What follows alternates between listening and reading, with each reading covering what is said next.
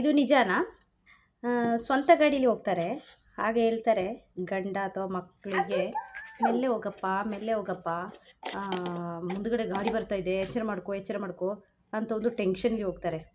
ಅದೇ ಒಂದು ಬಾಡಿಗೆ ಆಟೋ ಆಗಲಿ, ಬಾಡಿಗೆ ನಾವು ಯಾವುದೇ ವಾಹನವನ್ನು ಬಾಡಿಗೆ ಮಾಡಿಕೊಂಡು ಹೋಗೋದಾದರೆ ಆ ಡ್ರೈವರಿಗೆ ಕೂರಲಿಕ್ಕೆ ಬಿಡೋದೇ ಇಲ್ಲ. ಅಯ್ಯಯ್ಯೋ ಬೇಗ ಓಡ್ರಪ್ಪ, ಬೇಗ ಹೋಗಿ, ಎಮರ್ಜೆನ್ಸಿ ಇದೆ, ನಾನು ಬೇಗ ತಲುಪಬೇಕು, ಬೇಗ ಬೇಗ ಬೇಗ ಅಂತ ಹೇಳಿ ಅವ್ರನ್ನ ಅಷ್ಟೊಂದು ಆ ಗಾಡಿದ ಸ್ಪೀಡ್ಗಿಂತ ಇವರು ಹೇಳಿ ಹೇಳಿ ಹೇಳಿ ಹೇಳಿಯೇ ಅವರು ಟೆನ್ಷನ್ ಆಗಿಬಿಡ್ತಾರೆ.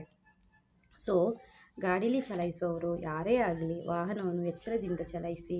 ಹಿಂದುಗಡೆ ಕೂತಿರ್ತಾರೋ ಅಥವಾ ಅವರ ಜೊತೆ ಕೂತಿರೋರು ದಯವಿಟ್ಟು ಗಾಡಿ ಓಡಿಸೋವರಿಗೆ ಗಾಬರಿ ಮಾಡಿಸಬೇಡಿ.